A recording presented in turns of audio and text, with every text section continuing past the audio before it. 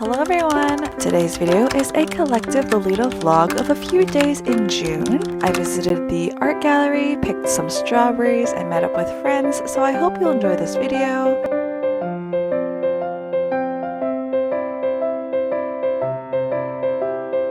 Let's start off with the first coordinate, which I wore to a meetup with my friends for an IKEA dinner date. I just finished mending this sugar pansy skirt and was really excited to wear it. Unfortunately, I don't have enough yellow in my wardrobe to truly do this print justice, but I paired an ivory blouse and blue cardigan on top to balance out the blue tea parties and the ivory socks. I wore a Melody Basket headbow and I think it matched well with the ivories in the coordinate. It's super casual and cute, so I really enjoyed wearing this coordinate.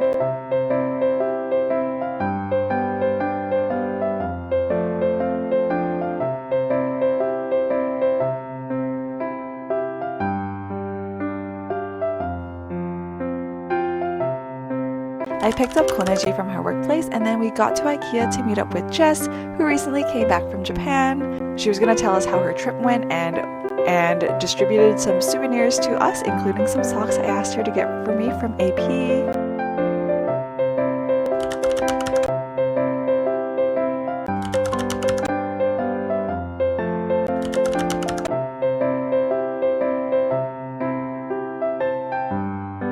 Since June was Indigenous Month, IKEA had a special with bannock and jam, which we got of course, and we all got the basic meatball plate. The meatball plate is, well, basic as it gets, but it's a solid, consistent meal every time.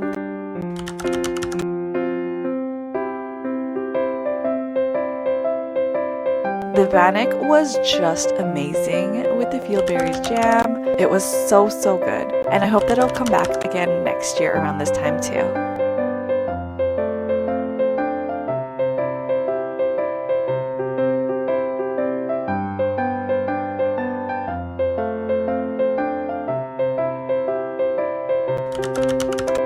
Overall, a really fun time catching up with Jess, and we continued to discuss our future group trip, which will hopefully make it out of chat.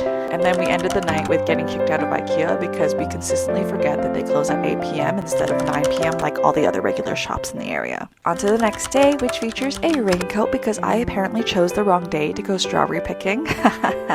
Go me. The coordinate was a strawberry themed one with this JSK from Innocent World called Strawberry Plate.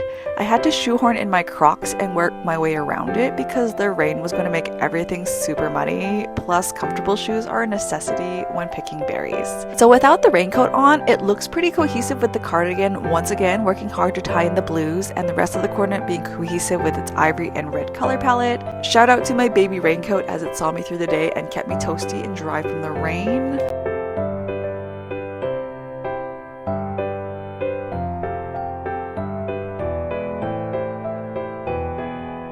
While out on the field, there wasn't many strawberries to pick as it was still early in the season, plus the torrential amount of rain we had the week before waterlogged a lot of strawberries, so it was slim pickings for the day. I did spend around 1 hour picking and looking around the field for the strawberries that remained. The owner lady said the strawberries would get even bigger as the season goes on, so I might have to come back at a later point in time to pick some more.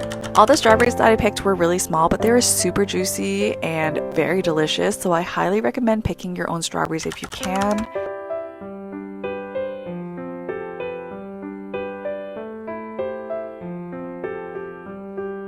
After the hour, I went to the farmer's market because I just felt the need to connect with more farmers and look at all the produce, you know? So I went to my favorite market, which is Bountiful Market, and picked up a snack from Cookie Crumbs. They have a new waffle puck flavor called White Rabbit that I really wanted to try, and oh man, it was really good. I always highly recommend this shop if you're ever in Edmonton.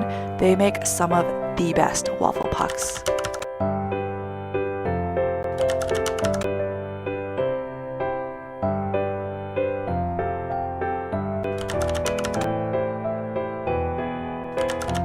I also picked up a new mystery book to read, and the market lady had a few good mystery ones to choose from.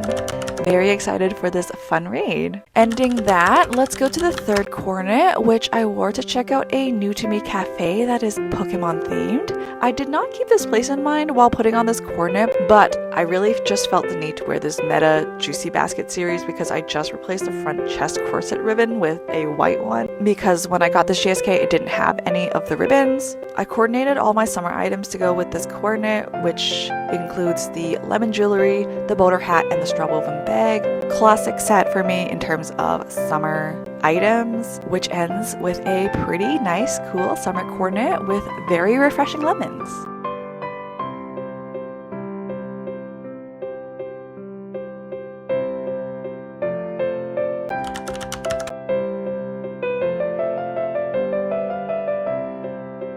For this cafe, they only offered drinks, which was okay, and the vibes were more of a board game cafe than an aesthetic sit-down cafe, which is pretty interesting. I did enjoy looking at all the Pokemon goods and art they had in the cafe and would recommend this cafe as a cool, chill place to hang.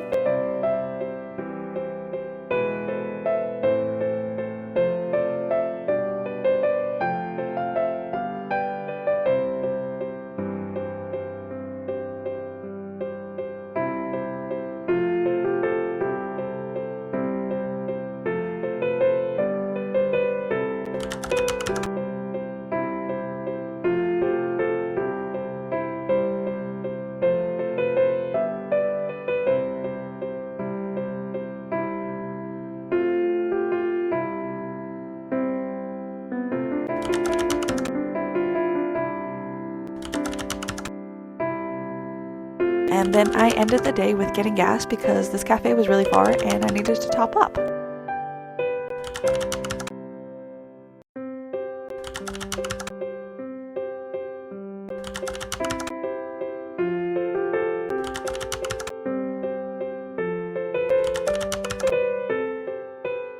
Finally, for the last coordinate of this video, I'll be heading off to the art gallery to see the summer offerings, and I wanted to keep the coordinates simple. Once again, I pulled out the boater hat and combined it with Baby's Usakumiya Dreamy Chiffon OP for a cute, simple summer coordinate. The airy fabric of the chiffon was supposed to keep me cool, but it did get a bit too hot as the temperature for the day spiked at 33 degrees Celsius.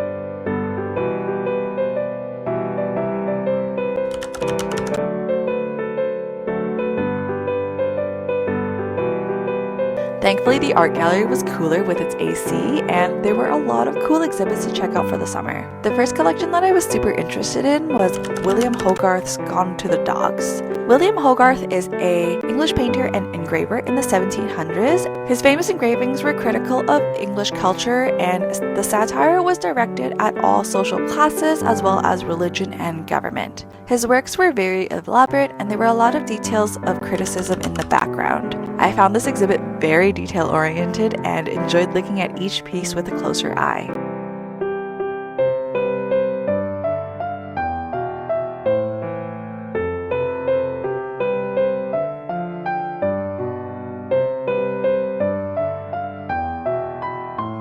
The other main exhibit on the main floor was Kisekayastu, When the Night Shines Like the Day, an exhibit by Lana Whiskey Jack. The pieces in this exhibit explores the Cree teachings of the 13 sacred moons, and in the Cree annual calendar, the year is divided into 13 months, each with their own teachings and spiritual significance. The teachings are usually passed down in ceremony and community knowledge keepers. These teachings remind women and diverse genders of their sacred role to nurture and safeguard the culture and lifestyle of the community. I found this exhibit really enlightening of Cree indigenous culture, and I'm very glad that the art gallery features this exhibit as its primary exhibit. It's a stunning series of pieces, and I really enjoyed every work with its detail and gorgeous color palette.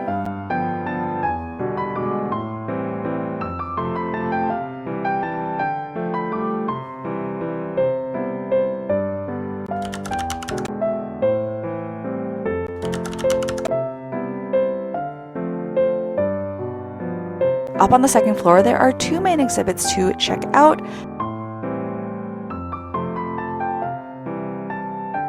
The smaller room features Kenzie's Hosego's I Heart You, which is an interactive exhibit that blends digital technology with embroidery. It explores how flirting and courtship have changed over time, and the artwork really highlights how romantic communications is coded, transmitted, interpreted, and misinterpreted via technology. I wasn't truly able to capture the full detail behind each piece, but it was a joy to see all the layers in each piece, and the interactiveness of this exhibit was very fun and enjoyable. The other main exhibit on this floor was From Warhol to Banksy, which is an exhibit on pop art and its influences on the art world. The exhibit features highlights from the pop art movement with pieces from Roy Lichtenstein, Tom Wesselman, Andy Warhol, Takashi Murakami, Banksy, and Mr. Brainwash. So pop art itself is known for its commentary on consumerism, social consciousness, and activism, and isn't just a phenomenon of the 1960s.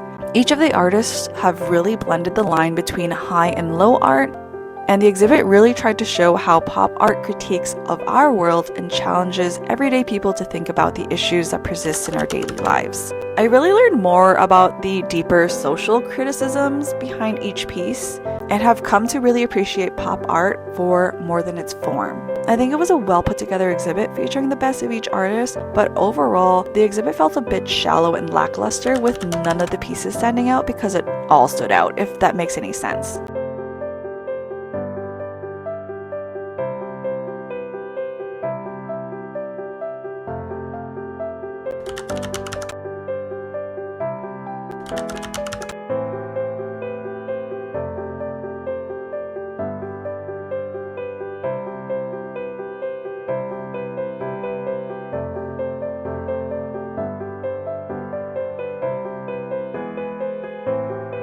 Onto the third floor, in which the whole floor was dedicated to an exhibit called Dance Party. This is a collection of pieces from several artists and is a blend of art, dance, and choreography. It explores movement as a method of claiming space and affirming a sense of belonging through one's own body.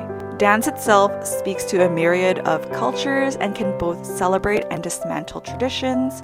The physical movement in the works presented acts simultaneously as an exorcism of painful pasts, assertions of physical presence, and aspirations for possible futures to prove that community can be built, rebuilt, and strengthened through movement. Unfortunately, I'm not able to include the audio with the pieces, so in my video it does look like just movement with no purpose and feeling, but just know that I'm only presenting the visuals. If you are able to attend this exhibit in person, I really recommend just sitting with each piece and listening along for a full connection of each work.